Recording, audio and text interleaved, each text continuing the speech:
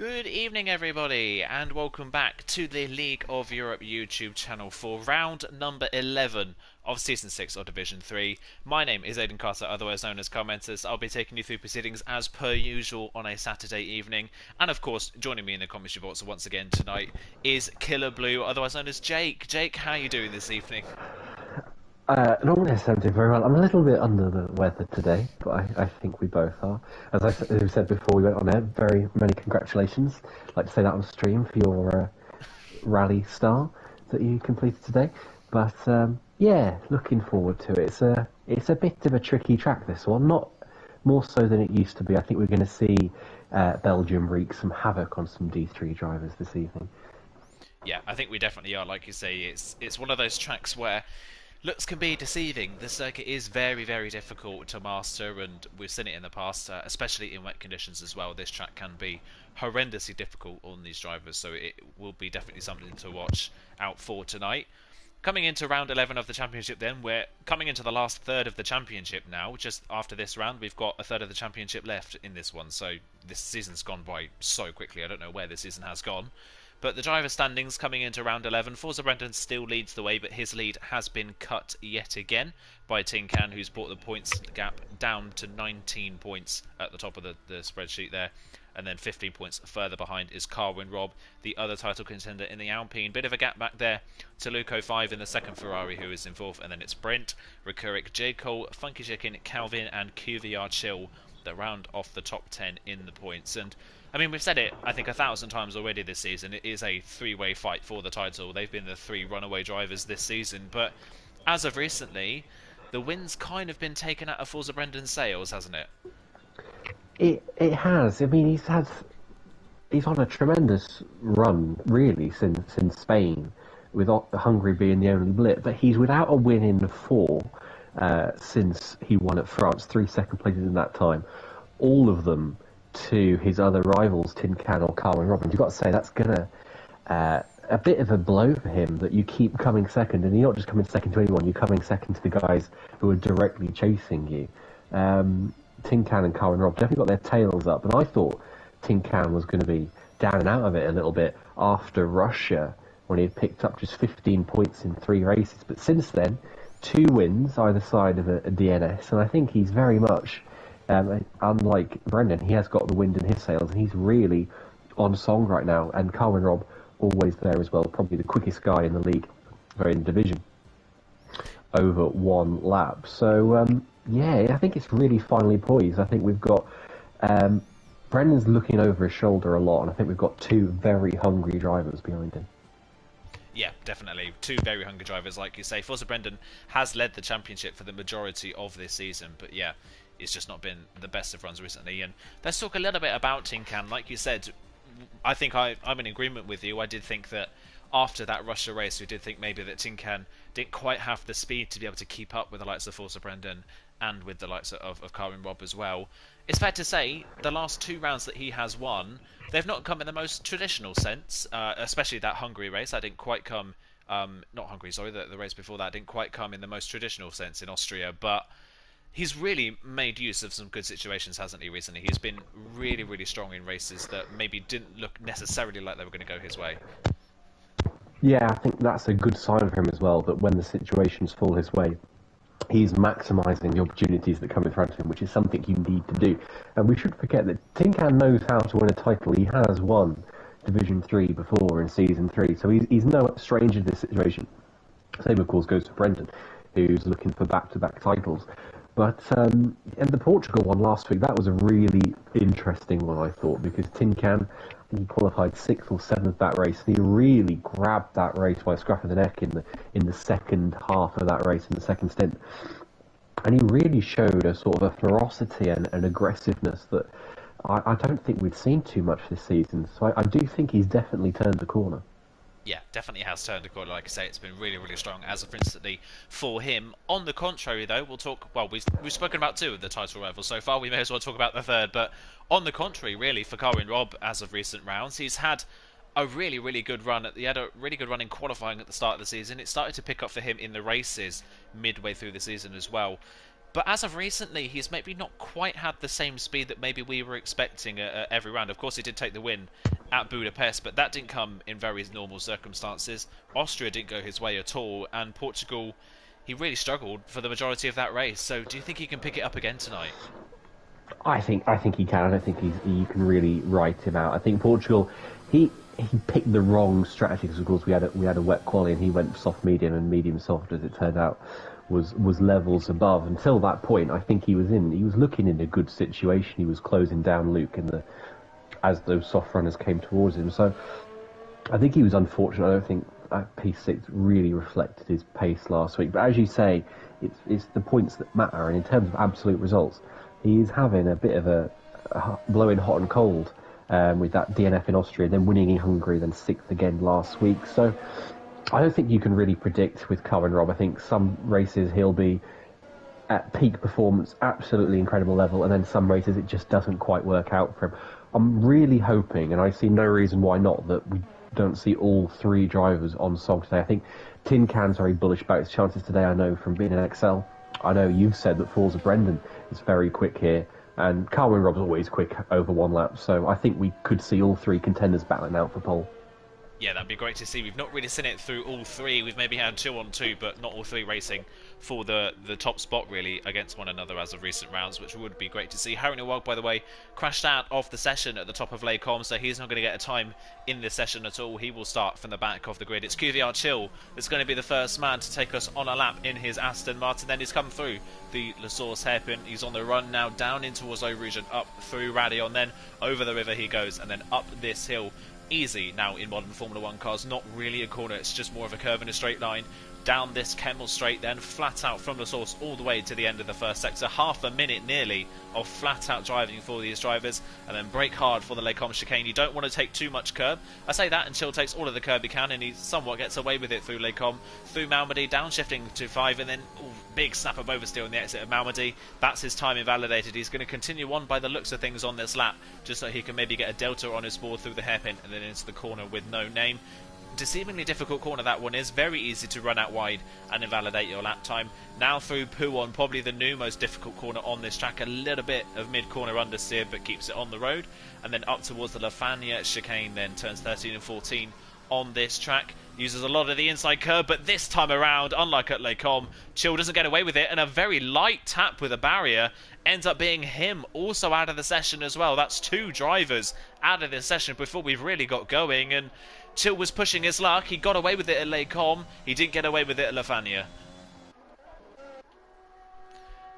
It's a real shame to see then. The next driver that's going to be further along in a lap is going to be Rekurik then in the Haas car. He's had a solid season so far, not spectacular, but not poor by any means as well, as he heads then up towards the bus stop chicane. It's going to go through Blanchimont, this fast left-hand corner, and then into the bus stop chicane comes the Haas car.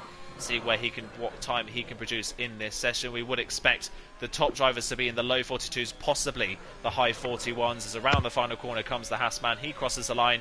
It's a 43.2 from Rekurik. So a solid banker, but not the fastest we're going to see this evening. Black Poma goes just over a tenth of a second slower in the McLaren, and Funky Chicken next to cross the line in the Aston Martin goes half a second quicker at the top of the timesheets and puts it on provisional pole, which he's been at a couple of times already this season. Solid opening lap from Funky Chicken, and as I was saying a little bit earlier on, his teammate pushed his luck quite a bit at the top of Les Combes, pushed his luck again at La Fania and didn't get away with it.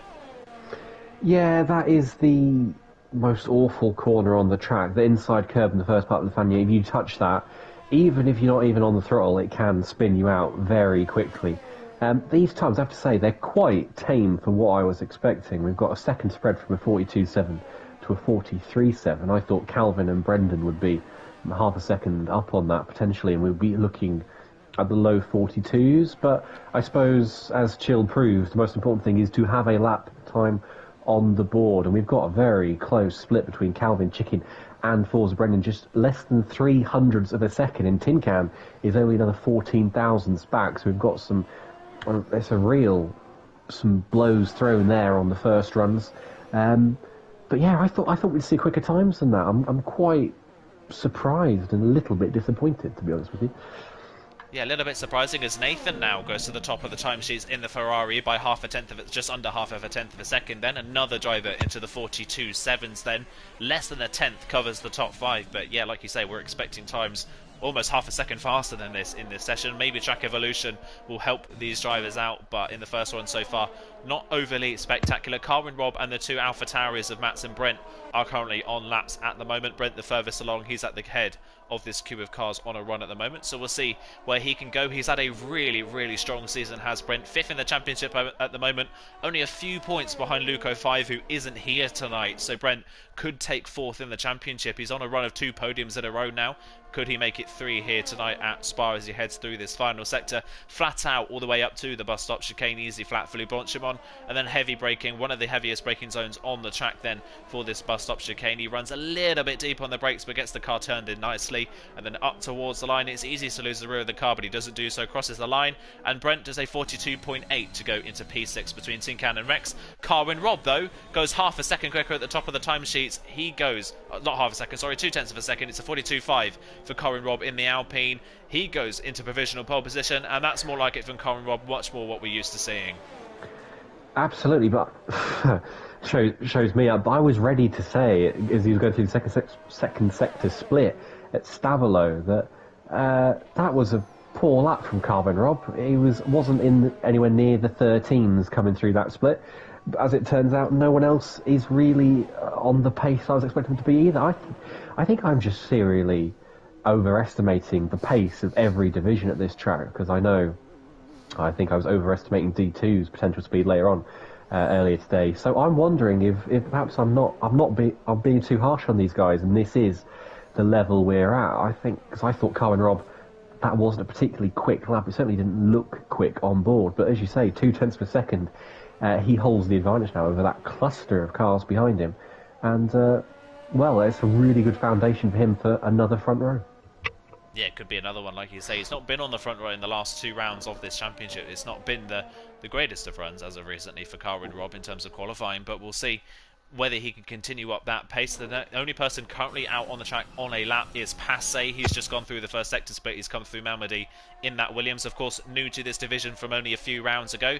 Missed the race, unfortunately, last time out, but he's had 2 solid races to start off his D3 campaign. We'll see if he can continue that this evening. Nicely there through the corner with no name and down towards then Pouon corner. Peter Gillis has just started a lap in the Alfa Romeo as well. He's returning after an injury, and Passé just running a little bit wide there coming out of Pouon, and that's his lap time invalidated. I think that might be his second lap time that he's invalidated, and he's done exactly what Chill did on the inside of Vanya. It's just too much curb, spins the car around, gets away without hitting the wall though, so he can continue on, but not ideal for Passé. Not a great start to this qualifying session.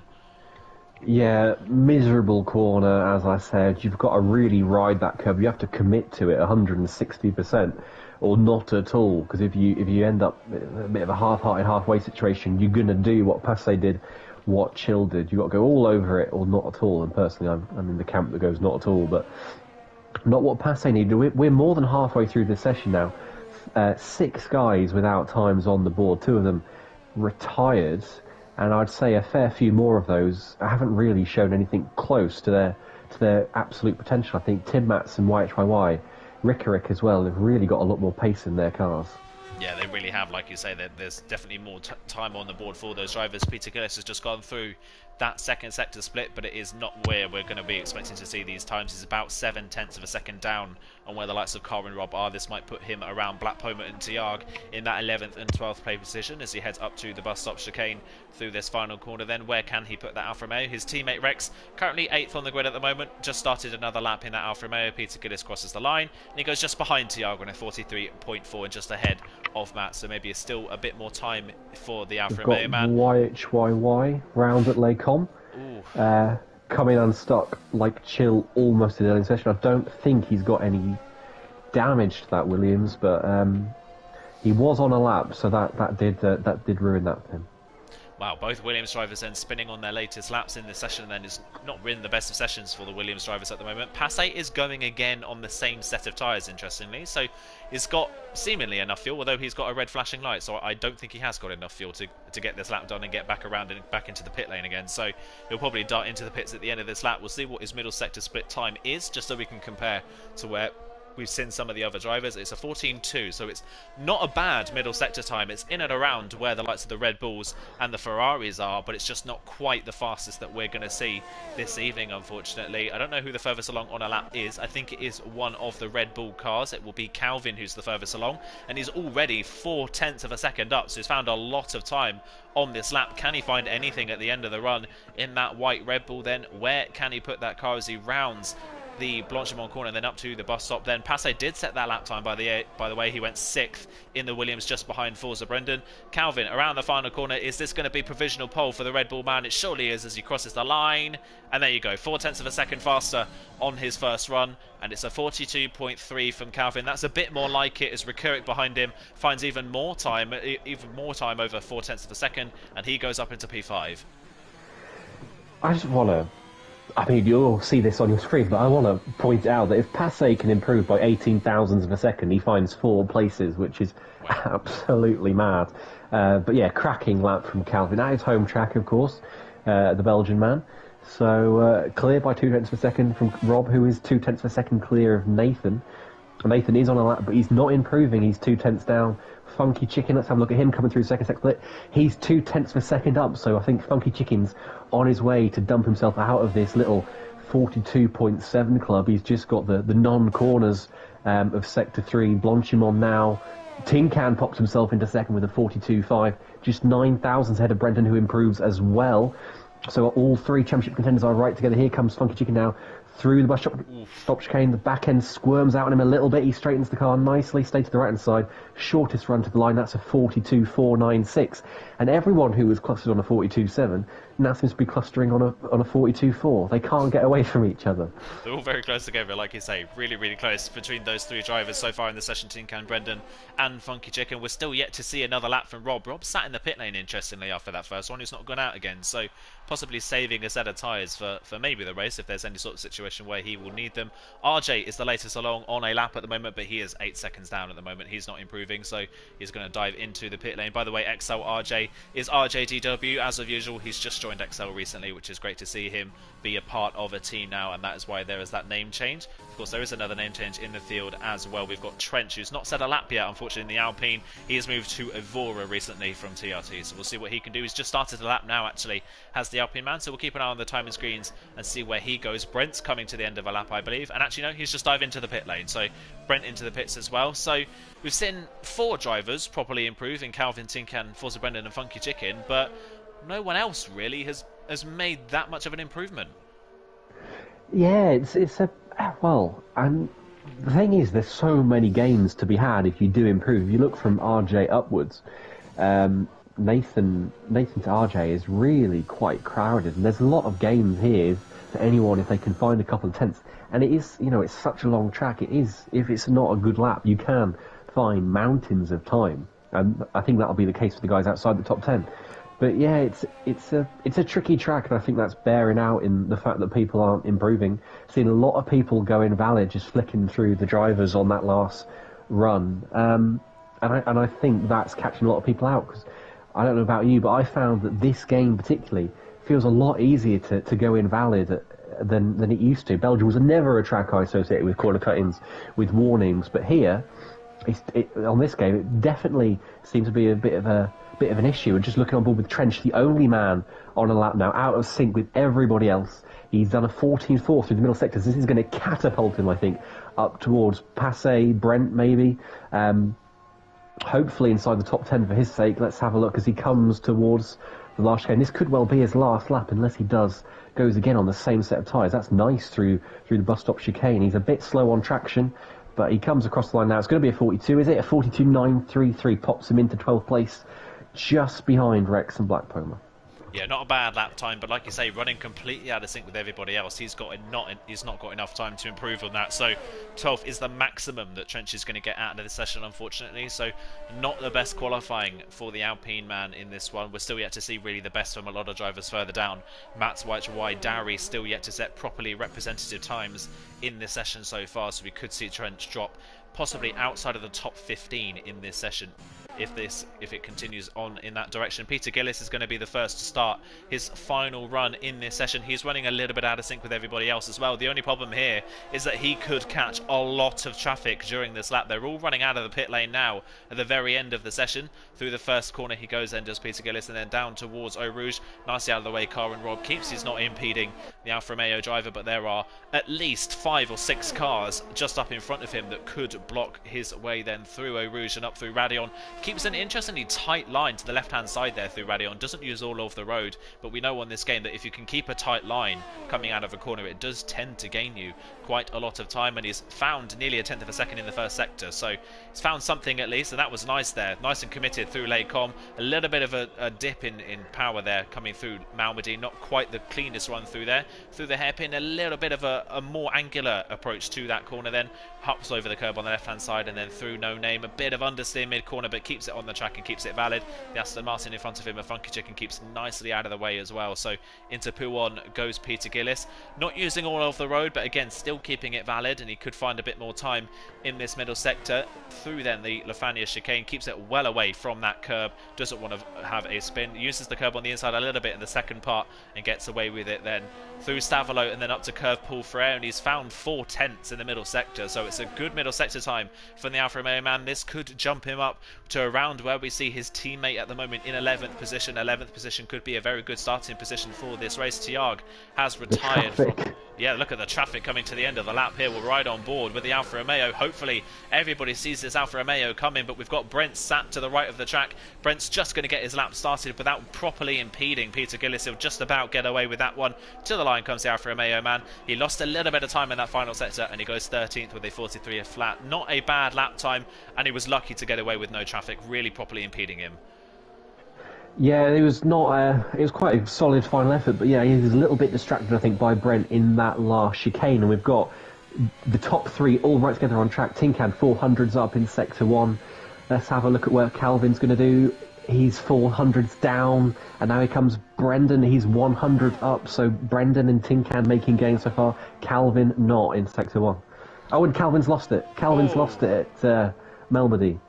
Calvin's lost it, and at the very same time, Brent has also lost it at the Les Combes chicane, so he's out of the session. He won't improve on 9th place.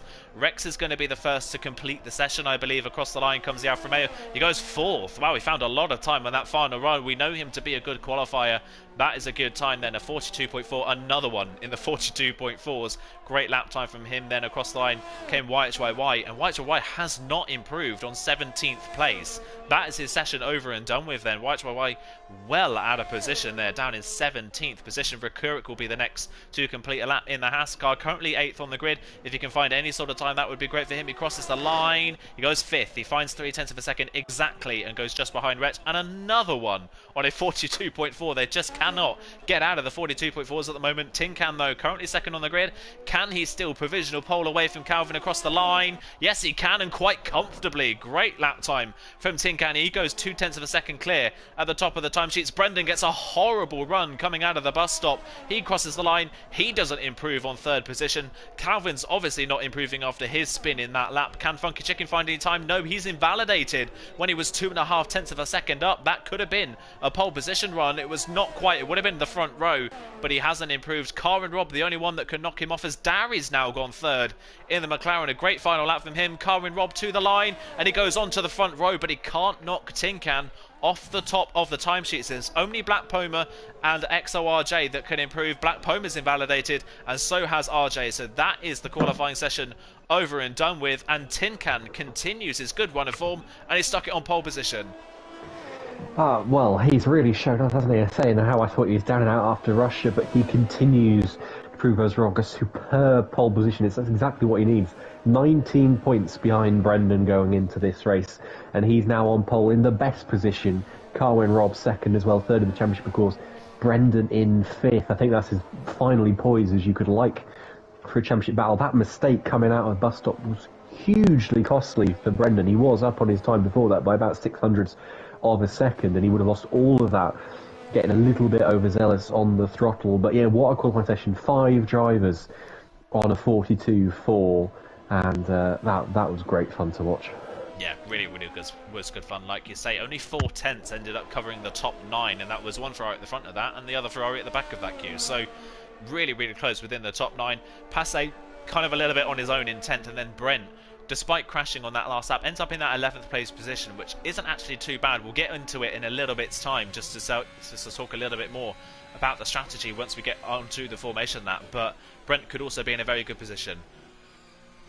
He certainly could. So I don't think at all that is a bad place to start. I think up the ultimate strategy could be very powerful here, safety cars notwithstanding. But yeah, what a lap from Tin Can and from Carbon Rob as well. In a very tight qualifying session, those two are clear of the rest of the field. Yeah, very, very good times, like you said. Tin Can and Karin Robb, then second and third in the championship on the front row of the grid. Calvin third ahead of Darry fourth. Championship leader Forza Brendan fifth on the grid, just ahead of Rex in the Alfa Romeo. Then it's Rekurik, Funky Chicken, Nathan, and Passe that round off the top 10. Brent, Black Poma, Trench, Peter Gillis, RJ, Tiag, Mats, YHYY are the people that set qualifying times in that session. Chill and Harry Nawag crashing before they can complete a lap, so they will make up the back row of the grid. And yet again, drivers out of position. I think we've seen it quite a lot of times already this season. YHYY's qualifying is either very, very high and right up at the front of the field, or is all the way down at the back. Yeah, but I don't think that really matters to YHY too much. He's the kind of man who'll just pop up on a crazy day in fourth place, whether he starts third or whether he starts 19th. It doesn't seem to make a difference to him qualifying. Much as it doesn't seem to make a difference to your good self. Wherever you qualify, you seem to find a way through into the points. So, but I want to see what these tyres are going to be, because I'm not sure. The softs are an awful race tyre. I think medium soft is clear, is the strategy here, is the way to go. If anyone goes hards, I'd just like to say good luck to them, because I don't think that is the way. But I'm sure we'll see one or two try it. Yeah, we definitely could see one or two. I mean, they could luck out with a late safety car, but they've got to be able to be ahead of the pack when they all come in for their pit lane, for their pit stop for that. So, yeah, the hard tyres around this track are not where you want to be. But, again, like you say, the soft compound tyres, unlike in previous games, tyre wear and tyre temperatures around this track have been really easy to manage. It's actually one of those tracks that's been incredibly easy in the past, akin to the likes of Silverstone in previous games. On this game, whether it's this game or just this recent patch that we've had, but all of a sudden, tyre management around this circuit is far more prevalent than it's ever been.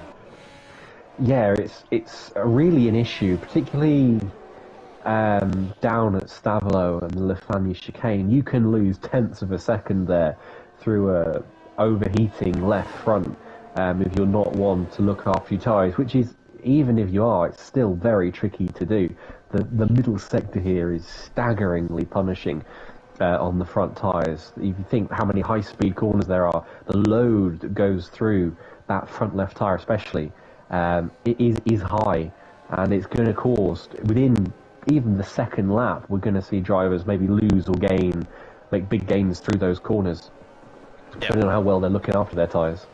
Yeah, definitely depending on that as well. But it is a little bit overcast, so that could help some of these drivers. But yeah, like you say, it's all mainly about that setup and how aggressive you've gone with the setup. If you've gone for something that's more aggressive in this middle part of the lap, you could end up suffering later on in the stint. So we'll wait and see about that. Looking at the tyre strategies outside of the top 10, no one's gone for the hard, so I think they were listening to you, Jake. No one's decided to go down that route.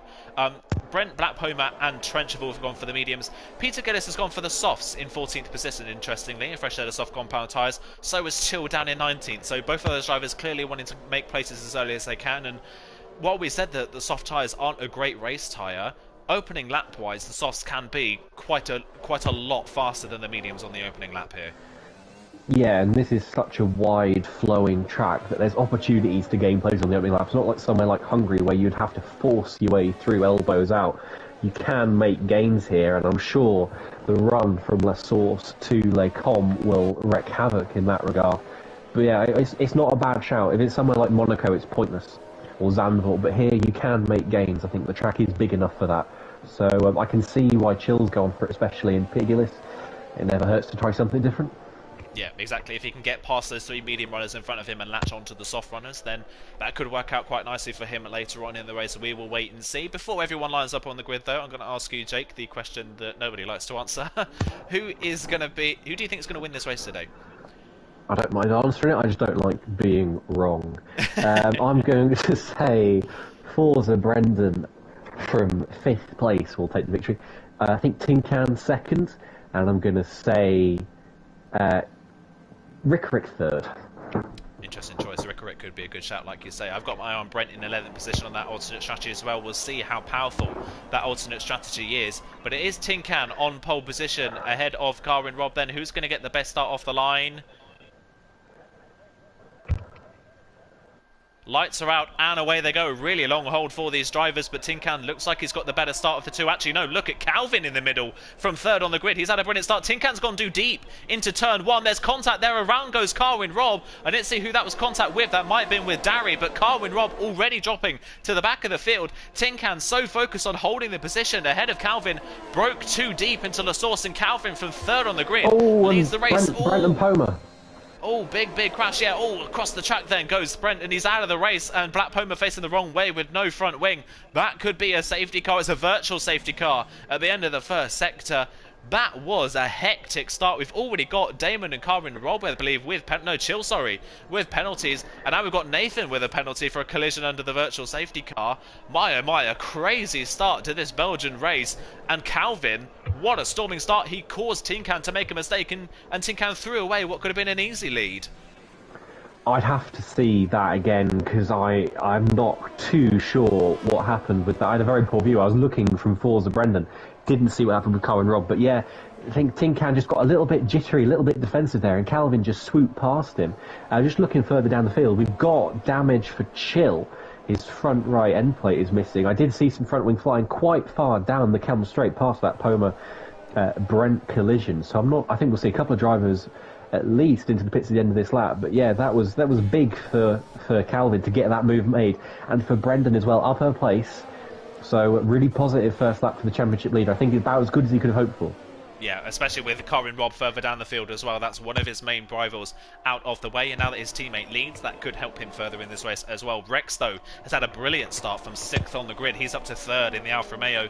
Good start for him. Interesting for Peter Gillis, has already got a track limits time penalty, and he got that by the time he got to the top of Radion, so I have no idea how he's got that unless that is a glitch, but it seems unlikely he would get 3 warnings before you get to Radion. At the restart there, Passe thinking about a move down the inside of Rekurik there, as Rekurik was caught in behind Nathan, who was coming into the pit lane. Rekurik holds onto it, and now Trench on the medium compound tyres thinking about a way through. Can't quite get it into La Source, but brakes a little bit too late. Has to duck to the grass to avoid it. That lets Peter Gillis through. Trench drops a position. Lucky to get away with that one. That was... I'm not sure what Trench was thinking there. I think he just completely missed the corner. He is sleepwalking towards the corner, and we've got Black Poma retiring in the pits there. Tin Can. That was a send, and what's happened to Tin Can here? Is he going for it on Calvin? He's going around the outside. This is the best place to be. He's going to Lecombe, but Calvin holds onto the position. I think Tin Can just backed out of that one a little bit. You can't afford to lose any points with Brendan behind him, so I think he did the right thing there. Calvin defending for all his life, but that was big for Calvin, big for the championship as well.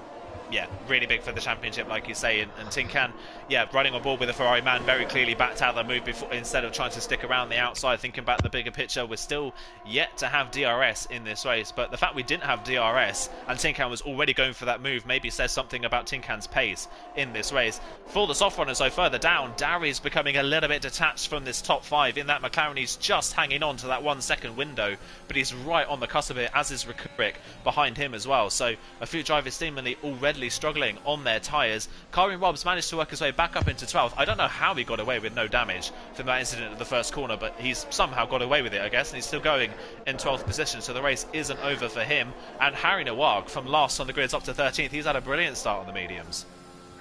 Yeah, a few drivers have had really positive ones. I think Peter Gillis, not including that track penalty, stands out to me. He's got ahead of all those medium runners, like you said he was planning to do, so that was big for him. Fastest laps galore coming in because of that VSC.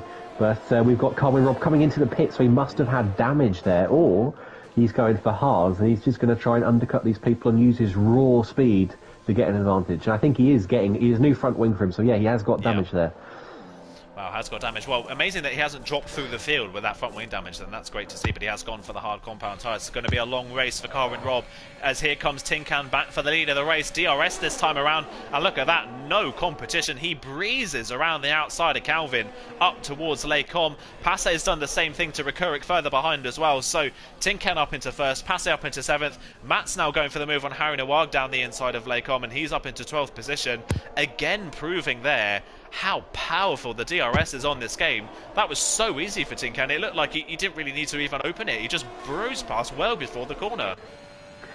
I think, like you said last lap, Tin Can has to be running lower wings, or Calvin must. I think more likely Calvin is running high wings than Tin Can, because I think I know what Tin Can's running. I think he's running 6.5, which is lower than some people might be running. Oh, and Tin Can nearly has a mistake there through the second part of Lefania. That's going to put Calvin right on him all the way on the run up too, and he has another squirm out of Stavilo. It's going to put Calvin right on him all the way towards bus stop, and look at Brendan behind on Rex as well. Yeah, Brendan got an incredible run out of Kerpel Frere. Are some people starting to struggle? And look at this, inside of Blanchimon for Forza Brendan. Can he get it done? Yes, he can. Brilliant move from Forza Brendan down the inside. Fair play to Rex as well for leaving him the space. That was brilliant driving, but our championship leader, opportunistic move on the Alfa Romeo. He's up into 3rd place, and now he trails his teammate Calvin. Tin Can with the fastest lap, then immediately taken by Brendan. Nathan spun further down the field. Now Passe with the fastest lap in 7th position. Calvin only half a second back. How powerful is the DRS for Calvin? Can he close on Tin Can as quickly as Tin Can close on him? And can he drag his teammate with him? Brendan at this point of the race is flying on those soft compound tyres. Look at him. It looks like he's going to get past his teammate. He's not waiting for Calvin to get back at Tin Can. He's going for 2nd place down the inside. He's got the straight line speed. He's closing in on Tin Can. He won't be close enough to the Ferrari by the end of the straight, but Brendan is not hanging around. Breezes past his teammate. His teammate clearly didn't fight it, but he's absolutely flying in these early phases. He's a man on a mission, isn't he? He's an Irishman on a mission. If he had any thoughts of just trying to protect the points he had in these early phases, he's not having any thoughts of it. He's absolutely going for this race win. And like you say, he's got a little train behind him. Tin Can needs to watch his mirrors here, because Brendan is dragging Calvin, who's dragging Rex, who's dragging Chicken, and even Darry is staying with these guys. Not normally someone we see at the front of the field. But Tin Can has really got to be careful here. He can't afford any mistakes, because he's got such a queue behind him waiting to pounce, and we've seen how powerful DRS is. Some drivers don't even need it at this track, but Tin Can is now going to find himself very, very vulnerable to a pair of very hungry Red Bulls. And he's got wide there out of Stavilo. He's made a little mistake. That might have even been a warning for him. We've got Funky Chicken passing Rex as well, who I think made a similar mistake. It's all happening in Sector 3 here. Not normally a place for overtaking down there, but it's causing some drama this evening. Well, you spoke earlier on about drivers struggling with those front tyre temperatures at the end of the 2nd sector. Are we starting to see that? We did actually hear Tin Can hit the wall. I think he just about got away with it, but he did hit the wall, I think, with a rear tyre. So lucky to get away with that. Rex as well, possibly making a similar mistake. Passe is now starting to close in on this queue and is dragging Recuric with him. So that's going to be an 8-way queue for the lead of this race as it stands, if Passe can get within DRS range of Darry, which he's very close to doing. I think he might just get it. No, he's not quite going to get it, I don't think, through the detection point, but he's very, very close to the back of them. Recuric as well. They've dropped Peter Gillis, who's struggling at this point of the race, and the only 2 medium runners that have been able to keep up are Trench and RJ. And look at this, Trench, no contest at all down the inside on the medium tyres. He breezes past, and RJ's gonna do the same, just proving how powerful DRS is. Peter Gillis swamped by 2 drivers on harder tyres. That's unfortunate. I mean, the guys close to you, you can get such a run with Slipstream here for Eau Rouge. I've never seen Slipstream work like it does through Eau Rouge at this track. But RJ goes a little bit deep into the hairpin there. That's going to tighten the corner with no name up for him. But Peter Gillis can't find a way through. But I was just looking, I think Brendan has got a clear game plan out front. He's using all of his airs to try and get past Tin Can. He was at 20% at the end of the straight. When you look at Calvin behind, he's on 86. So Brendan is very much got a plan to get everybody out of the way in these opening laps and try and get on with it. I don't think he's definitely not hanging around. No, definitely not hanging around, like you say. Will he go for the move this time around? He's using it up towards the bus stop, and look at the straight line speed advantage he's getting without DRS on the way to the bus stop. What a run he's got coming out of Kerpel Frere. He's actually going to have to make Tin Can defend here, and he backs out of the move, but Tin Can does have to defend the line into the corner, and Brendan's in. Brendan in at the end of lap 5. He's going to try the undercut on our race leader. Rex has followed him in as well, and so has Recuric. So we've got 3 drivers in. How powerful is this undercut going to be on the medium compound tyres? It's a long lap with a lot of corners in it. How fast can Brendan be on those medium tyres, and can Rex be fast enough to jump himself up the field as well? I have no... Oh, I thought Tin Can lost it there through Eau Rouge. Oh, crikey, O'Reilly. And you can see Tin Can's using all of his airs. I think this is going to be very close. I think Brendan will do this, you know, because the softs really do go off. They feel awful after 2 or 3 laps. I think they've had their best days, and I think Brendan's close enough that he's going to get this done. Unless he has a really scruffy outlap, I don't see why he would. The mediums find pace pretty quickly here. But I'll keep an eye on the gap to the leader. It's 18.7 seconds, which is near enough dead on a pit stop. We'll see how that evolves through the middle sector now. Yeah, this is where he's going to be able to find all of the time is Forza Brendan. Calvin sticking us. That was Trent with a penalty. I thought that was Tin Can that got that penalty, but Tin Can very wide through Pouon there. So that's surely another warning for the Ferrari man. He's really pushing it on this lap into the pit lane. You would assume it's going to be a lap into the pit lane. He's really going for it, but we've seen in these opening laps already, it looks like Tin Can is really pushing this car around, trying to get everything out of it, and the drivers behind him are just able to keep up with him so easily. With Rex pit stop, that's dropped Dari out of range now, so Dari kind of a little bit detached now from this group, as is Passe as well, but they're still not that far behind in this race. Now, are we going to see all of these drivers come in, or is someone going to stay out and try something a little bit different? Then Tin Can is going to come into the pit lane, of course. Calvin's in as well. Funky Chicken is into the pit lane as well. Dari overcooks it on the way into the pit lane, goes off the track, keeps it out of the wall, but he's let Passe through in the process. So a little error there from Dari, cost him a few seconds. He just about gets away with it and continues on without too much of an impact on his race. Trench will now lead from RJ. Peter Gillis is deciding to stick behind these guys and use the DRS to drag him along at the moment, which is working out quite nicely. Tin Can coming out of the pit lane. Where is Forza Brendan? He's coming into turn 1. I think Tin Can is not, he might not hold on to this one coming out of the corner. Brendan's going to be right behind him. It might be a move up towards Eau Rouge and Radion. He's not close enough, but he will have the DRS on the back of the Ferrari. He should comfortably get this move done on the Ferrari down the straight. He's gone to the inside line even before he's opened DRS down the straight, and Forza Brendan is through and into the net lead of the race. It wasn't a powerful undercut. He didn't jump in by much, but he was close enough to get the move down the straight, and Forza Brendan's up into the net lead. That's why Brendan is the championship leader. What a fabulously aggressive first stint that was. He had a clear vision for what he was going to do. He used it as he attacked from lap 1. He got the moves he needed to do done. He pitted early, made the most of it, maximised his opportunities, and has now taken the net lead of this race. We've got Peter Gillis round at Pouon. I think he came to blows there with Trench through the double left-hander. So I wonder if there's going to be a steward's report there, but that's thrown Peter Gillis right out of it. One of the few soft starters to still yet to pit, but very, very unfortunate mistake there. I think that must have been a collision. Yeah, it must have been a collision, like you say. Unfortunately for the Alfa Romeo man, Trench has dropped out of DRS range to RJ in the process as well, so that does seem to be the case then. We've got our clear top 3, it seems, in this race. It's Brendan, Tin Can and Calvin. They've dropped. Rex says there's another yellow flag. That's for Chill at the back of the field on his own, who's having a horror show once again this evening. What a drop in performance this season has been for Chill. It's just been such a disaster for him recently. His teammate, on the other hand, Funky Chicken, who's not had the best of runs in recent races, is now all over the back of Rex for what is a net 4th place in this race. Rex can't keep in the DRS range of the drivers behind, in front, and Funky Chicken behind him is all over the back of him, and managed to drag Recuric with him, and Recuric has jumped both Passe and Dari in the pit stops. Yeah, I think Funky Chicken is having a tiny little race, isn't he, here? And you can see how much he's going to gain on Rex through Eau Rouge. I said about how powerful slipstream is there.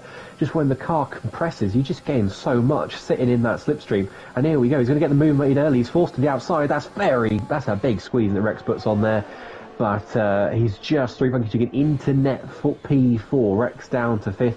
And Recuric keeping a watching brief there. I thought Tin Can was going to go for Brendan. I thought he seemed very close through La Source, but not so. He's backed off a little bit. I thought Tin Can was going to have some mega pace here, because we normally see him outperform himself in the races next to qualifying. But it doesn't seem to be the case. I think it's the other way around. Brendan's made the step up, and Tin Can seems to have lost a little bit of the edge he had over one lap.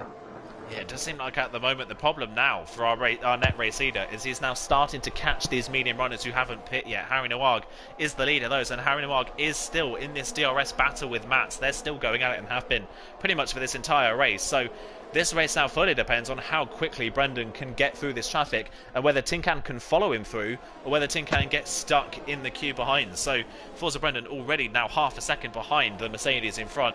You've got to think he's got to try and get this move done down towards the Les Combes. You can't waste a lap sat behind the Mercedes. It's such a long lap that if he does sit behind for too long, he'll get caught by all the drivers behind. By the way, speaking of all the drivers behind, Funky Chicken's lap, this lap has been insane. It's Chill has crashed coming out of Malmedy.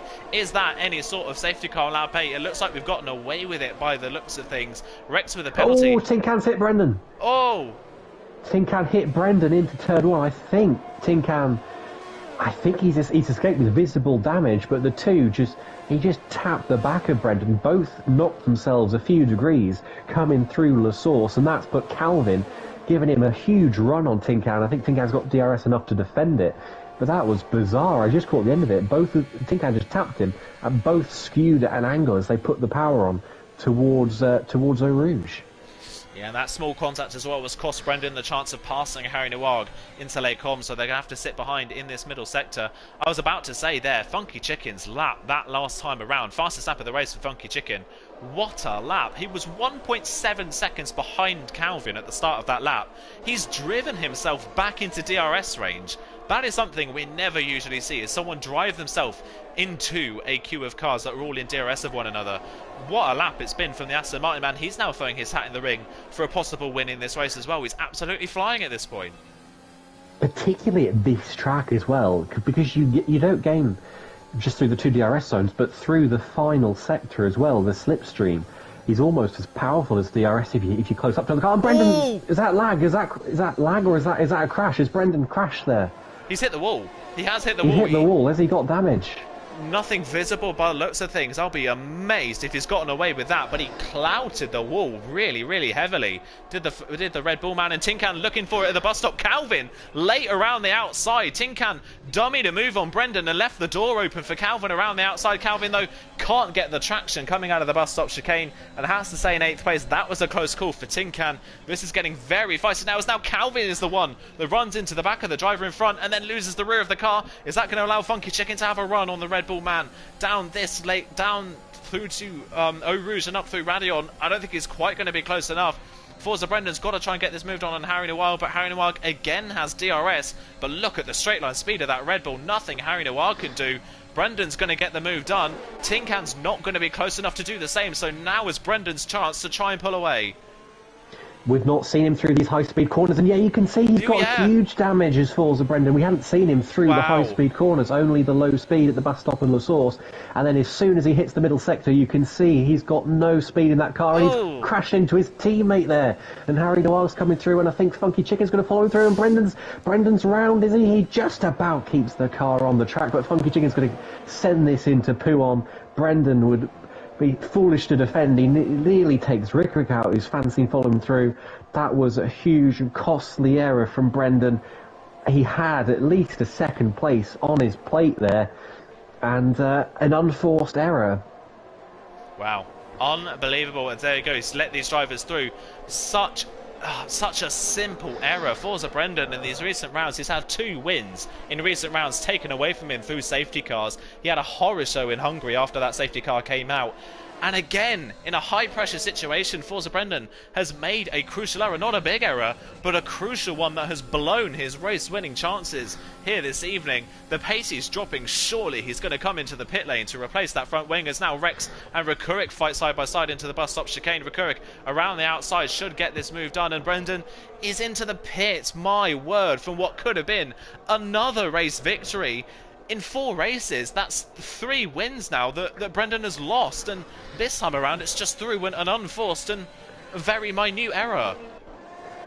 Yeah, I wonder if he was feeling some overheat. Harry Nawag got very out of shape through Radion there. I cut myself off. Here comes Funky Chicky. He's going to blast past on the run towards Les Combes.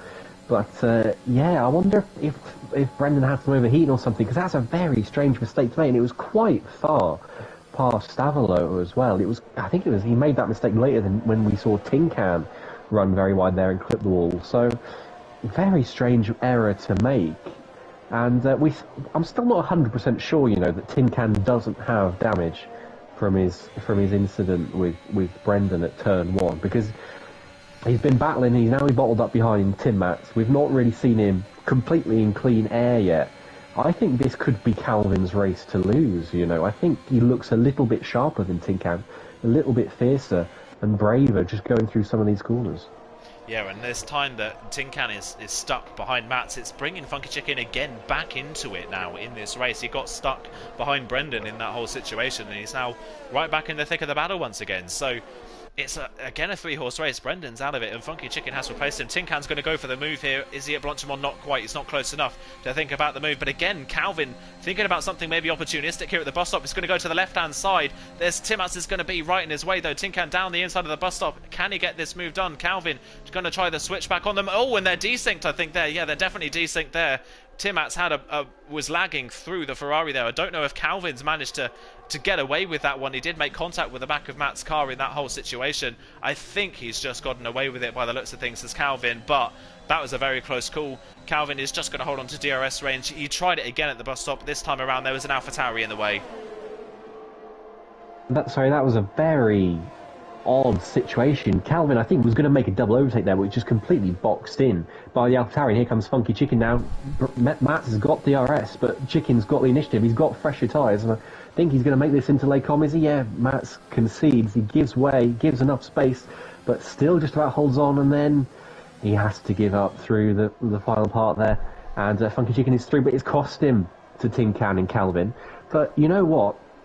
I'm going to stick to my hypothesis that Tin Can might have damage, because Calvin was 0.8 per second behind Tin Can at the start of that straight, and now he's really reeled him back in. I know he had DRS, but I feel like Tin Can should have more pace than he's got. Maybe I'm just imagining things and inventing situations that aren't there. But there's one last thing I want to say, which we haven't mentioned, and we've not mentioned all race, but Carwin Rob is now ahead of Forza Brendan, which could mean a 2 or 3 point swing in the championship, which in the long run could be significant. But Carwin Rob is back ahead of Brendan now on those hards that he put on right at the start of the race. As it stands right now, if the race were to... Obviously, we've still got the top three yet to pit in this race, but when they pit, they'll obviously drop behind the likes of Tin Can and Calvin and all that. When that happens and Tin Can resumes the lead of the race, if they finish in that order, Tin Can would take the lead of the championship away from Forza Brendan. It would be a 6-point lead that he would have heading into the next round of the season. I don't think Tin Can does have damage. We saw that Forza Brendan, he didn't have any visible damage on our end, yet he struggled so much to keep the car on the road. I think if Tin Can had a similar level of damage, he would have plummeted through this field in the middle part of the lap. I just think he doesn't look that confident on the medium compound tyres. Is Calvin close enough here to have a run up towards Les Combes? He's used a bit of his ERS. He's not gone for the move, though. It doesn't look like he wants to make this move this early in the race, although the straight line speed advantage he's got into Les Combes. He is going to go for the move down the inside. He didn't have to use any ERS to get this move done. Calvin down the inside, and he retakes the net lead of this race, having led in the opening lap of this one. Tin Can back down into second, and Funky Chicken is sitting there waiting to pounce. Yeah, Funky Chicken will be watching this, hoping something happens, because he's been in this situation before. I think France was one where we had Funky Chicken in that lead group, and he was stuck behind guys who had DRS. He was at the back of the little DRS train, and he just couldn't do anything with it. And he's in a similar situation now, although Tin Can's already becoming quite detached from Calvin as we come towards the end of the second sector, and Funky Chicken is making games on him. I agree with you. I don't think Tin Can does have damage, but he's certainly lacking confidence, I think, a little bit. Big little squirm there coming out of Stavolo, and I just think Tin Can's not fully happy at the moment with the situation he's in, with how his car and how his tyres are feeling. Yeah, it doesn't seem like Tin Can has the confidence, like I say, in the medium compound tyres. We saw it as well later on into the softs that he just started to struggle a little bit on those tyres. Trench is in at the end of lap 12. At the end of lap 13, sorry, that is quite early for a set of soft compound tyres, I will say. We'll probably see people in 14 or 15, but Yeah, quite an early pit stop for Trench. He pits them from second place in this race. We'll see where he comes out and what sort of pace advantage the softs do have. He's going to be in country miles of clean air by the looks of things. I think actually he might just be behind his teammate by the sounds of it, but I don't know if Karen Robb will really put up too much of a fight. Actually, no, he's just going to be just ahead of his teammate. So Trench back out into 11th position, still with 3 people yet to pit. As Forza Brendan, fastest lap of the race. My, what could have been for Forza Brendan in this race. It's really unlikely he's going to score points unless we get a safety car in this one, as Rex and Rekurik continue their battle. They're still battling over a net 4th. Rex does have a penalty, but Rekurik is right there. Darry's caught them, and they've all left Passe, who's kind of in a race on his own at the moment in 9th.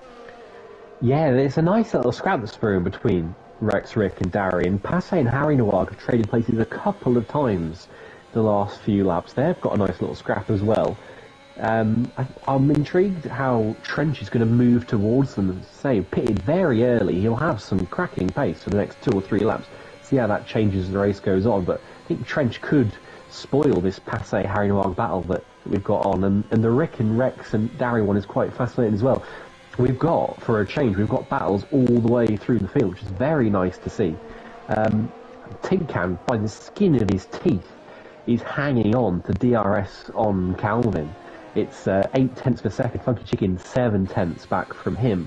So we've got a couple of trios and duos fighting away here. And not to neglect the one at the front as well, which is RJ and White Y. And White Y coming into the pits now, and he crashes at pit entry, slapping the wall there. I don't think that any damage was done. But I'm surprised. I'm not surprised we've seen a bit of that today, with like Darry earlier making those mistakes at pit entry. It's a very tricky, awful, irritating little pit entry that we have here. And Calvin's just made a mistake at bus stop by the looks of things, because Tinkan's now all over the back of him. Coming through Eau Rouge and Radion, he's surely going to have to get the move done here as he understeers a little bit midway through Radion, but so close to the back of the Red Bull, I don't think he can afford to sit behind him. He's got the DRS open, no ERS usage needed. He breezes back past the Red Bull and into the net lead of this race, but a minute error from Calvin loses him the net lead of this race. Karen Robb, the next driver, to pick up a time penalty, but the drivers all behind him do have time penalties as well, so as it stands, he's not going to lose out to anybody in this race. This has been Calvin's problem so far this season, hasn't it? He's had great speed throughout a lot of the races he's taken part in, just minute errors that end up costing him such a huge amount of places, just because this field is so close. Yeah, I think of USA, and I think he was in that battle with Rob and Brendan where they were trading places lap after lap, but he took himself out of that Rex race. is round. Oh yeah, Rex round at Pouon. Wow. So he had the penalty anyway, so he was going to drop out of that battle, but that's very costly. He's dropped completely out of that, but luckily, I think he's going to have Passe to tow him around. So that it could have been worse for him. I think he's lucky that he just about picked up Passe. Yeah, really lucky with that, got away with it. He was well off to the right-hand side, so that might have been maybe an overcorrection mid-corner for the Alfa Romeo man. Lucky to keep it out of the wall, but yeah, drops it down into 8th place, and that will be now Trench's first target on those softs. RJ then at the end of lap 14 is into the pits from the lead of this race. That puts Tinkan back in the proper lead of this race, with Calvin and Funky Chicken right behind him. Now do we see Calvin sit back and wait, or do we see him try and retake this position and get back ahead of the Ferrari man? He's immediately all over the back of him yet again, as Trench with the fastest lap of the race of 44.6, as you would expect on those tyres, is now 8th in this race and comfortably ahead of RJ, who he was behind before his pit stop, just proving how strong those soft compound tyres are. Calvin down this back straight. I don't think it's close enough this time round to have a run on Tinkan. He's not, but you can see how much he's gaining from about 6 or 7 tenths back, and Tinkan wanders away from the apex of Les Combes there, and that just gives Calvin a little more impetus to close up. And if I was Calvin, I'd just go for this. I'd try and take the lead. You can control the pace of the race there. There's no guarantee if he's behind Tinkan that he's going to be able to stay in DRS of Tinkan. We've seen Calvin's prone to a mistake or two already, so it's better to be at the front, control things, and then just try and make it work from there, rather than do what I did last week at Portimao and stupidly let the other person get away from you, because it never works, or doesn't usually work. But yeah, if I was Calvin, I'd just go for this. Funky Chicken as well. He needs to try and push up a little bit more. He's not got within half a second really of Calvin or Tinkan when he's been behind those guys. He needs to try and use some more of his errs, push up, because he's got more errs than the guys in front of him.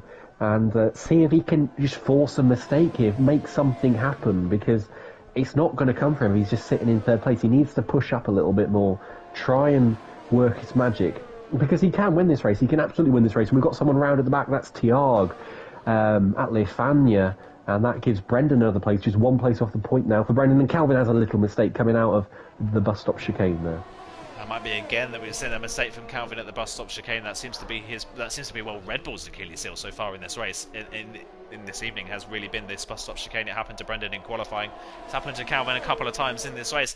One thing to note about Funky Chicken: when he joined this pack of cars, he was derating in a straight line. He had absolutely no ERS. He's back up to about halfway. So I'm wondering whether Funky Chicken's doing that regular strategy. As Tiaga's now crashed, coming out through curveball fray, and that's another virtual safety car just as Calvin, now it's a full safety car, just as Calvin was about to go for the move for the lead of this race, the safety car comes out and spoils that, and now this could completely change the face of this race. What do these drivers do? Do they stay out or do they come in?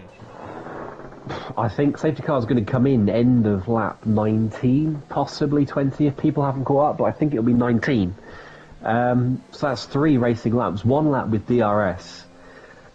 I've got no idea. I mean, I've just laid the situation out for you, but I don't know. I mean, I pitted in a very similar situation at Hungary in Division 2, and I lost out massively because no one behind pitted. If I was Tin Can, I would be screaming at whoever's jeffing me and saying, what do I do?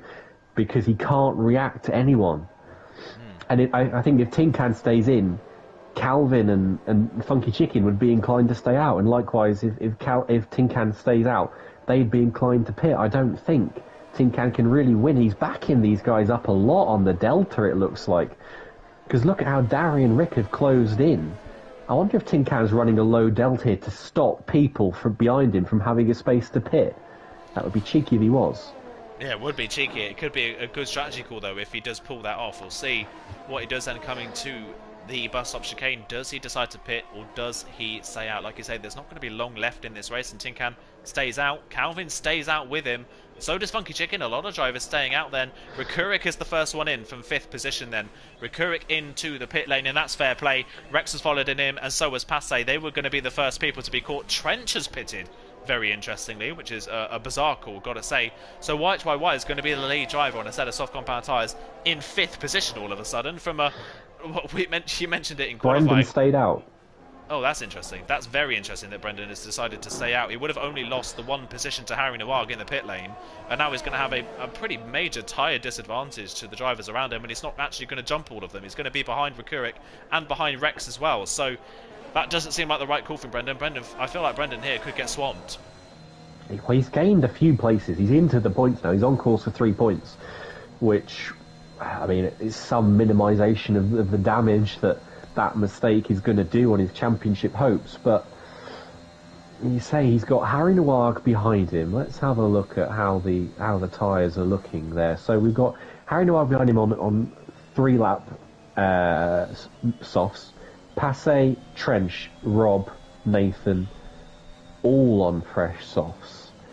I mean, Brendan, really what he's doing here is he's banking on his raw pace to make this work. He's hoping, he's quick, he's believing in himself, which fair play, that he's quick enough to bat these guys away and say, I can fight you on even ground with old mediums or older mediums. Which fair game. I think if he was at softs, he was going to be behind everyone he was behind anyway on the same tyres. So I see why he's done it. I don't think he's going to gain any places from here. I think he only stands to lose them. But he's in a better track position than he would have been if he pitted, which is the only argument you can make for him, which I think is fair. Is fair game. Yeah, fair game. It's a win-win or a lose-lose really in any situation that you end up being in. So we'll see what Brendan can do with that. He's maybe possibly banking as well on it not maybe being the cleanest of ends to this race, possibly to try and gain a few more places. But as it stands, like I mentioned earlier on, he will lose the lead of the championship if the race finishes here. It will be a 3-point lead for Tin Can heading into the next round of the championship. And Brendan's led this championship for such a long time now that this could be a this. I mean, we've said it so many times in recent rounds that it could have been a turning point for Forza Brendan, and it's never been. It's now the turning point for Calvin, turning point for Tin Can here. Unless Calvin or Funky Chicken can do something about it, they're all back to 100% ERS. This is now all about who's managed to keep temperature in their tyres under the safety car and who has got the most raw speed to finish off this race. Yep, and I think saying about Tin Can, I think he would struggle to keep the lead of this race at the restart. I think he will struggle because Calvin's slip up Eau Rouge and Radion will be tremendous. I think that could be the only place he loses, though. He is lucky, Tin Can, that he's got Calvin Chicken Darry as a buffer. If he didn't have that, I would worry for him. But I think he's in a good enough position, and there's enough laps, or not enough laps left, that he might just about get away with this. And I think all the medium runners could do, because White Trabai and RJ are on older softs, and at Mats as well. They're not on brand new softs. They will have 8 to 20%-ish on them, or even more than that. So, yeah, I think the guys who have stayed out, they're in a good situation here. I think Tin Can will be feeling quite calm about the last 3 laps. I think he knows that he can get at least a second place out of this, which at absolute worst would put him right on Brendan's coattails. So I think Tin Can will be feeling pretty confident going into the last few laps. Yeah, could be a good opportunity, like you say, with those soft runners in that buffer behind him. With this race probably getting restarted on this lap, you would imagine we will only have 1 lap left in this race where we will have DRS. It will be the last lap of the race, so we could see a last lap pass here if Calvin is able to keep within DRS range of the Ferrari in front. That would be amazing to see. It's been a great battle so far in this race. It's not been a race of attritional carnage in any way. It's just been really, really good racing to watch so far. Tin Can and Calvin and Funky Chicken have been really the stars of the show so far in this race. Brendan was early on, but his mistake has put him well down the field. How high up do you think some of these soft runners can get? Do you think Recurrit can get to the medium runners, or do you think the best he can hope for is just getting past the older soft runners in front of him? I couldn't tell you. I think it depends purely on how aggressive these people want to be. It really is. It's an attitude thing when you're in this situation. It's how much do you want the position versus the risks that are on the table. Safety car is in this lap, as you say. I think we could see a soft runner up in third, fourth. We could see a podium for them. I think it's possible. But it's about how much aggression they want to put into these last few laps. How desperate are they to gain a couple of points versus lose what they already have in hand? Yeah, we'll wait and see then. Tin Can keeping up a relatively high speed at the safety car restart, so the field isn't fully bunched together. Where does Tin Can decide to go? Does it go before or after or in the middle of the bus stop? Actually, it goes before. It goes now. Does Tin Can then into the bus stop chicane? And Calvin was very slow to react. That's given Tin Can a nice buffer coming through the bus stop chicane. Tin Can then leads them to the safety car restart by nearly a second over Calvin. Funky Chicken also a further second back, and immediately YHYY is on the back of Darry for La Source. Hairpin, can he get the move done around the outside of the McLaren in towards the hairpin? He could get the better run off the corner. He's forced off the road though by the McLaren.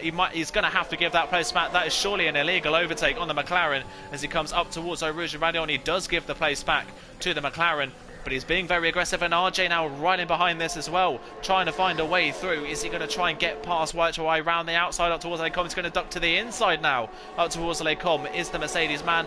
Can he get the move done on the Williams in towards Lecom? Is he late enough on the brakes? They're both late on the brakes. YHY gets into the space. RJ nearly understeers into the side of him, but gets away with it. YHY holds on to fifth, but he's being very aggressive at this early restart. Brendan's already lost a place from this restart. He was in P10, but look at the changing that we've got going on through. This is absolute chaos. Darry is a bottleneck. He's the cork in the bottle for all of these soft cars behind him, even the ones that are on slightly older tyres. I apologise for thinking Brendan had lost a place. I thought he was in P9, but he's not. He's in P10. But look at this. Look at Trench now on Harry Noir. Both these guys on fresh softs, and they're off. YHY and Darry's off, and they've collided again. Second time. Darry and Rex going wheel to wheel towards the end of Sector 2. That could be chaos as well. Darry's losing places faster than Nikita Mazepin here, and Rick's got a tremendous run on Tim Mats as well in towards Sector 3. I think we could see Rick make a double overtake here, and Brendan's just keeping a watching brief, but he's got Harry Noir and Trench on his coattails as well. Darry's a sitting duck here. He could lose not one, not two places into the last chicane, because look at everyone behind him is hoarding him like a pack of zombies. And Oh, Matt nearly spins Darry round. Rick he hits the does. back of him. Brendan sneaks through. He's up into 7th place now. But look at Harry Nawag on the inside of La Source. Yeah, go for the inside. They've got nearly 3 wide into the source. Harry Noel goes down the inside. There's almost contact between the two of them, but they get away with it. Recuric now separated.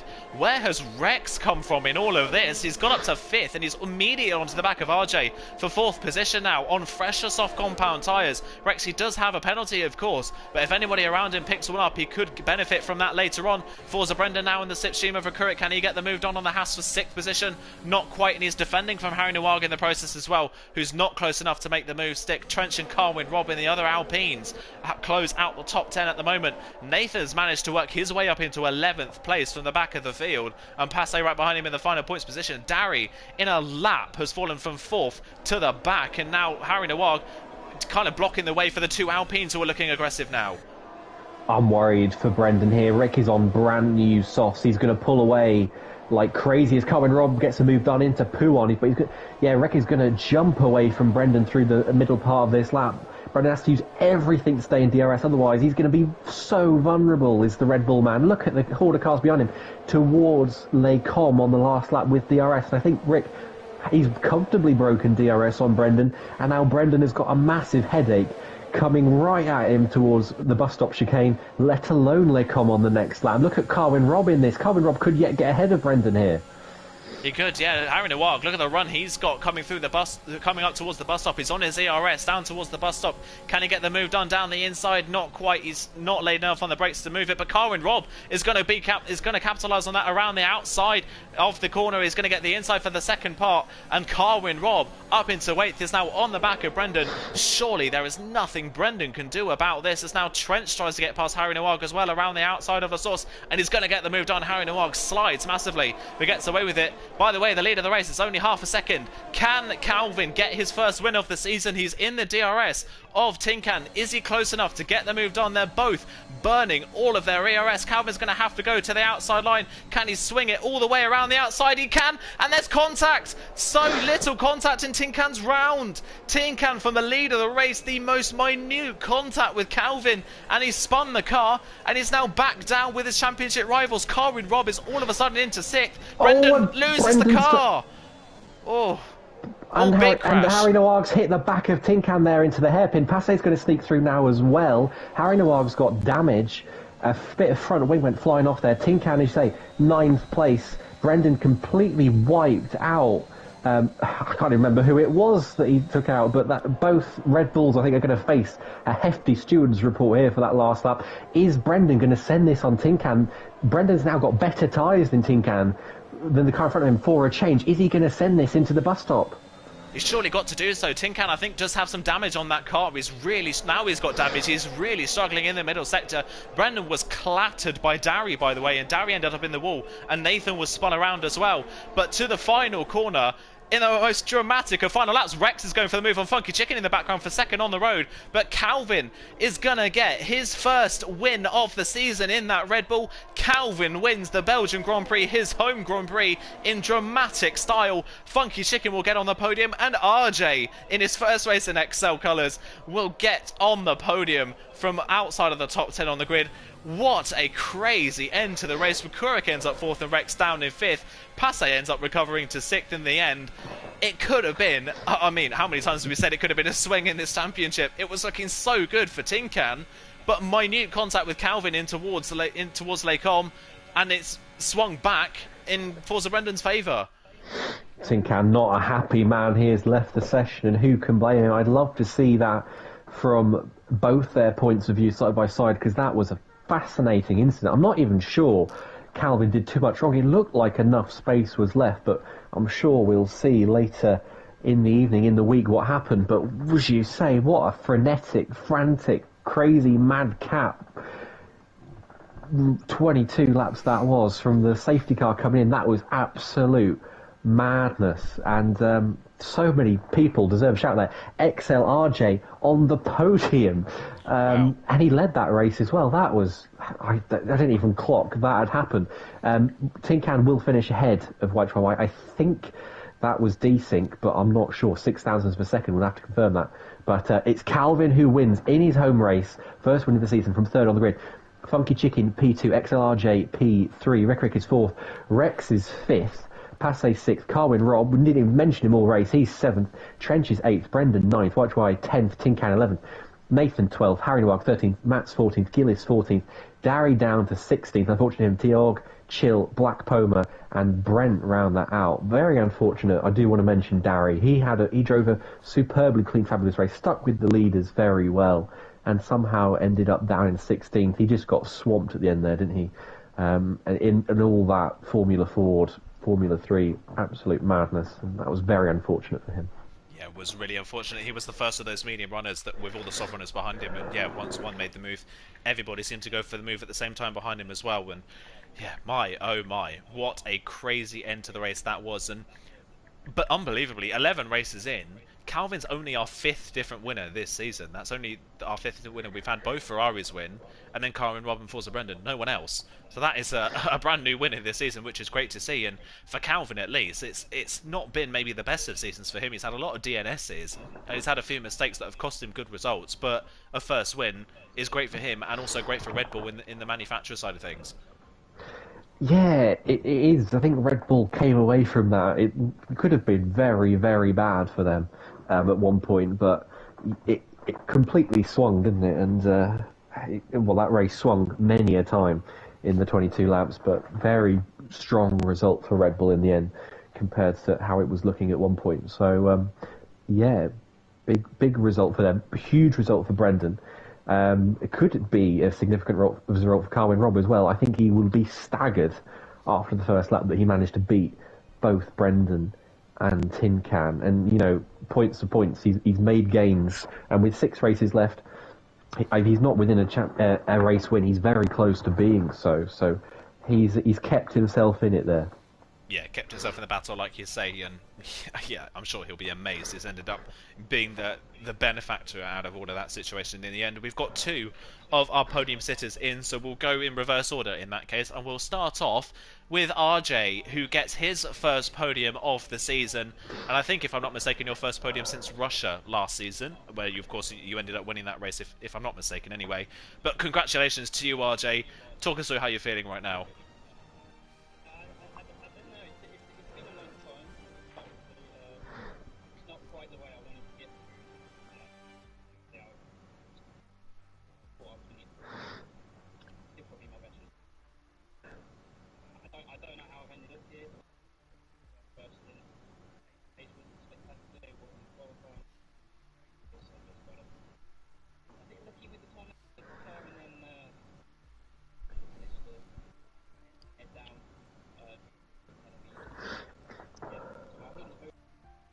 Yeah, amazing. On the podium at the end of that race from outside of the top 10.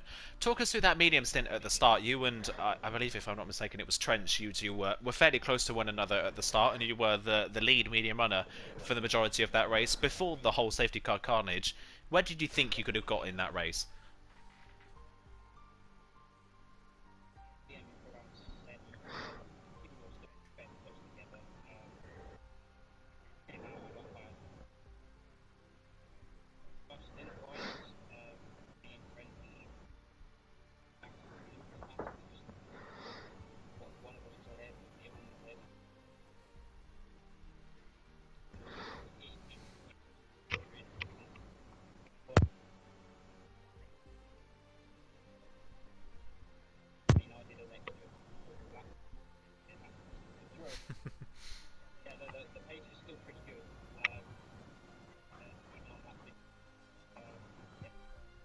Yeah, really, really good race from you then. And then talk us through then that safety car. I mean, I'm sure it was chaotic from your standpoint as well. Really, really, you missed most of the carnage behind you in the end, which I'm sure you're relieved about. Talk us through that safety car restart and how you went about that, because you were quite high up in the soft runners. Your main target was maybe to get past the likes of Darry, but that battle between Darry and YHYY really opened the door for you.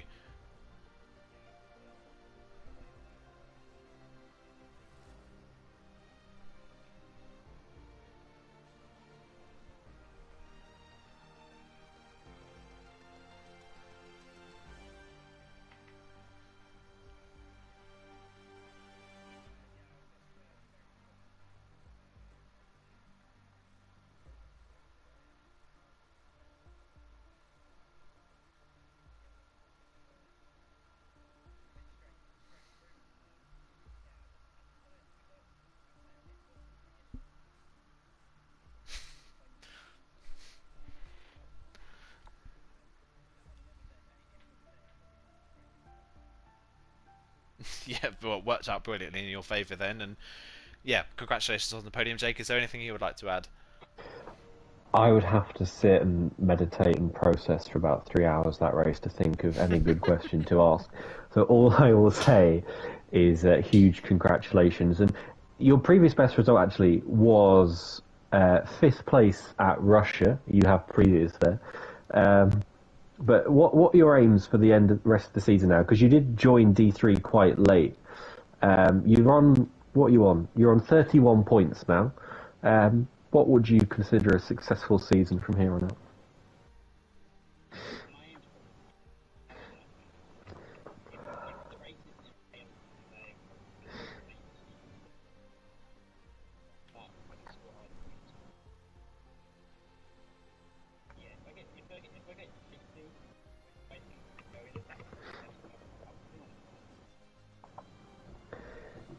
Well, aim high.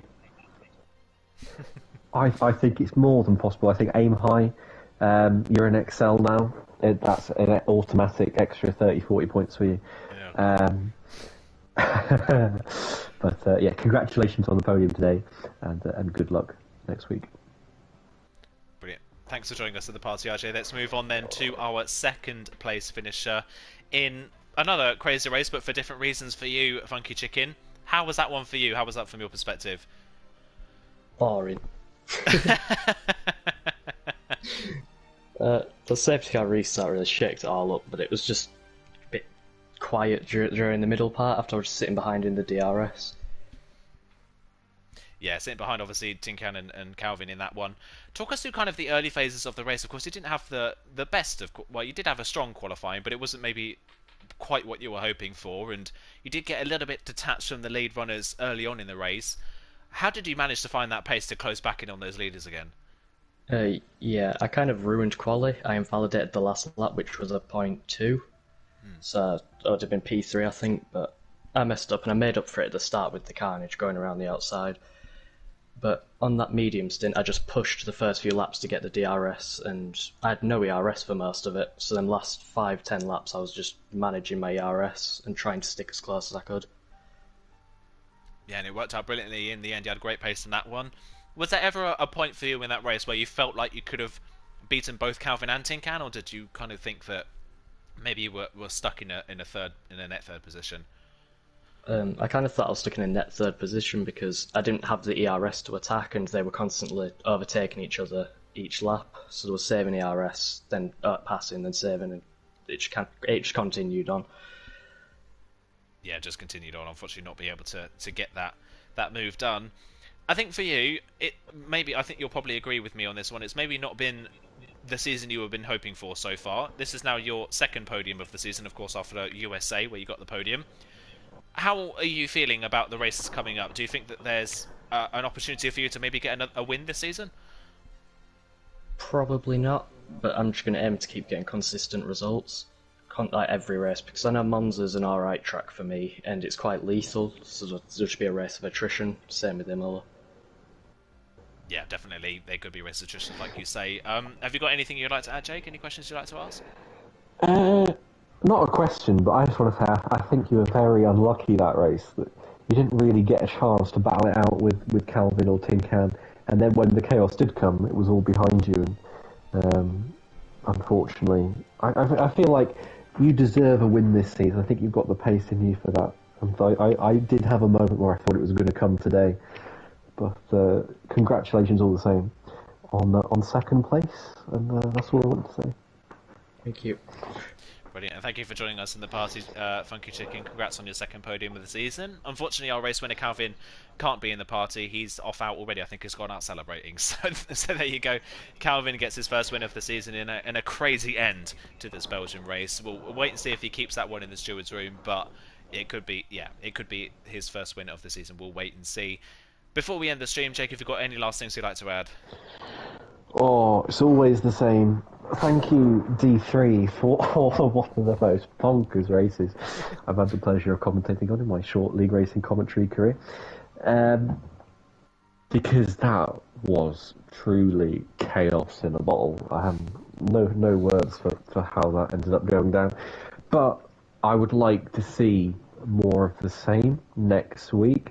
I'm sure the stewards will have their hands very busy after all that because there's so much to unpick. I need to watch the race myself 3 or 4 times to get through it all. But thank you everyone for tuning in. Always a pleasure, Mr. Aidan, to commentate with you. And yeah, more of the same at Monza, please. After, very sad to say, after a break week.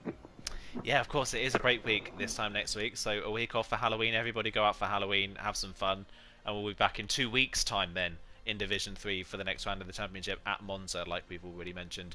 Monza always provided amazing racing in the past. I'm sure it will be nothing less, and D3 has provided amazing racing at pretty much every race so far this season, so can't wait to see how this championship unfolds.